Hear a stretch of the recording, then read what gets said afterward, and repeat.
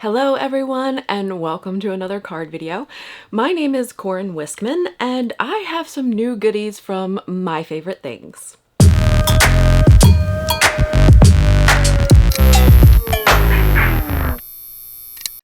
I have some new goodies from My Favorite Things. The release is available now, so you can head over to mftstamps.com to check out the entire September release.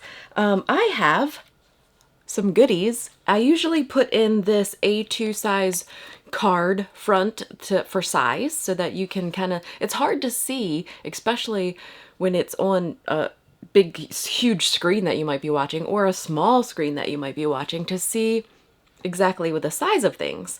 So that's why I've laminated this piece of A2 size. It's just an A2 4¼ by 5½ piece of cardstock laminated so that you can see kind of the size of things. Here I have the mock-up of the card that we're creating today that's unfinished, plus the stencil, the Christmas tree background, and a stamp set that's called Dino-mite Christmas.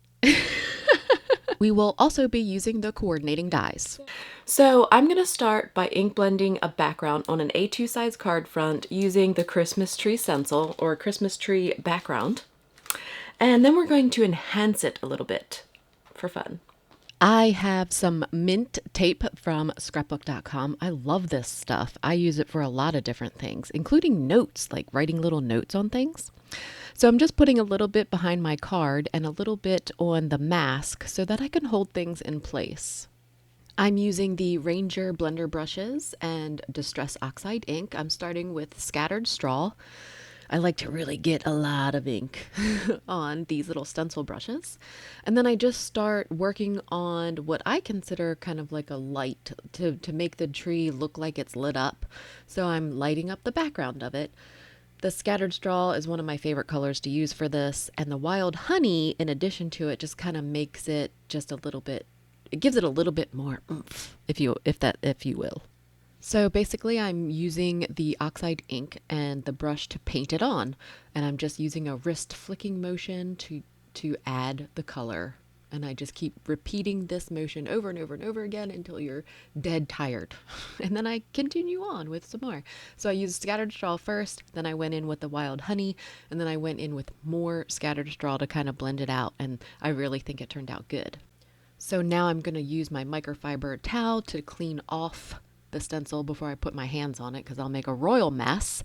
And look how nice it is. Ta-da! I do not care about the little wood piece, the stem at the bottom of the tree, or the trunk rather, because I'm going to put a hill there. I'm going to cut out a piece of cardstock to use as a hill, and we're going to cover it up.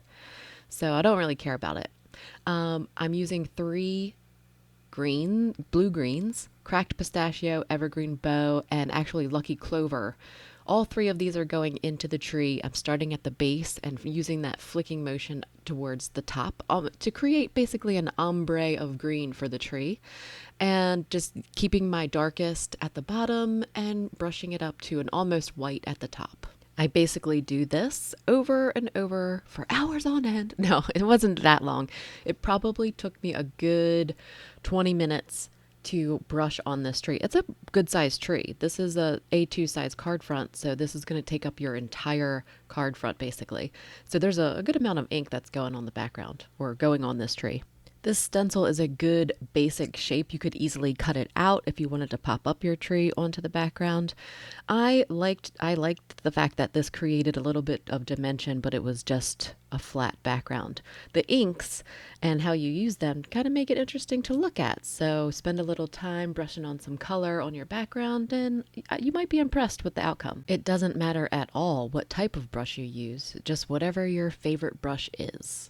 So I'm going to transfer this whole setup into my MISTI with this background stamp. I have the Balloon Strings background stamp, which is an oldie but a goodie from MFT, and it's going to help me decorate my tree. You could use any background stamp for this to decorate your tree. You could use another stencil. You could use a striped stencil or whatever your heart desires to decorate your tree. I grabbed Evergreen Bough. It's like the middle shade of the tree that I used to stamp on the balloon strings.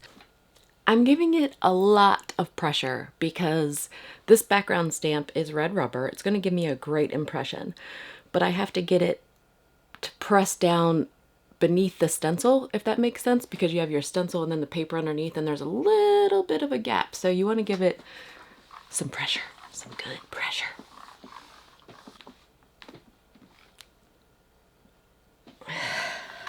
Hopefully you're not quite as weak as I am, but I did it! Success!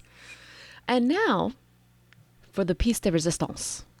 The gold Gansai Tambi Starry Night Watercolors, number 903. It's a little bit of a green gold, if you believe it or not. It has like a little bit of a green tint. I'm gonna put this in my little wind tunnel so it can dry. Debating on whether or not to spray it with my shimmer spritzes as well, on top of the gold splatters. I won't. This time, I'll leave it the gold splatters. But, you know, it's really hard to not make it shinier. On the original card, I used alcohol markers, which is fabulous. I think it looks great. I haven't put this card together yet, but it looks grand. But I think in order to keep my interest in making the card again, I'm going to use Tombow dual brush water-based markers for this one. Just see how it goes. I can always just steal those dinos if it doesn't work out, right? It always works out, by the way. I'm using My Favorite Things Extreme Black ink. You can use this if you're using alcohol markers or water-based markers like I am today.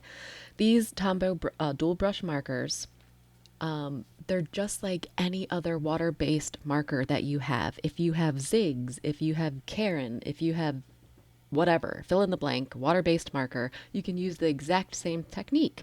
This is Bristol, Strathmore Bristol Smooth cardstock. It has like a little bit of a coating that allows you to have a little bit more time to move around your color.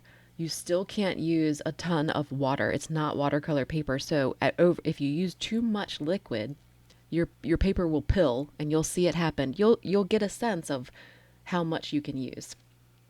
But I'm just using the blender brush that comes with most of the Tombow sets, number 0 or blender 0 or whatever it's called, and I'm using that to move the color around on the cardstock, putting a little bit of color kind of in the darkest areas of the image, and then using that 0 or the blender brush to draw it out. You don't have to use this brush. I just have a ton of them because, like I said, it comes in almost every set, so I have like 10 of them. But I also love using them for this technique. You can use a water brush, you can use a paintbrush and water. It all kind of works similarly, but when you're using the Strathmore, that's a new one to me, the Strathmore Bristol Smooth cardstock, you really have to pay attention to how much liquid you're using because it isn't watercolor paper. Usually I use one marker, one color, because I like to keep it simple. But sometimes I add in another color. These markers, you can blend completely different colors and get a really cool look. So play around with them and experiment. That's my beautiful tree. Look at it. Oh, it's so pretty. Look at it. We're using the dinosaur Christmas coordinating dies to cut them out, and just taping them down with that same mint tape from scrapbook.com, and then I take it over to my die cutting machine, and voila, they're all cut out. I'm going to use Shaded Spruce. This is by Stampin' Up. It's just a green cardstock, and we're going to make like a little hill for our dinos to stand on. It's also going to double as our sentiment. So I used an old MFT Snowy Hills die. I'm sorry. I use this all the time and it's not available, but I love it. And it's not stitched. It's not faux stitched, so I like to use it. I'm using Happy Christmas to You using sticky embossing ink. This is Nuvo or Tonic Nuvo sticky embossing ink, and Hero Arts gold embossing powder to do my sentiment along the grassy knoll here.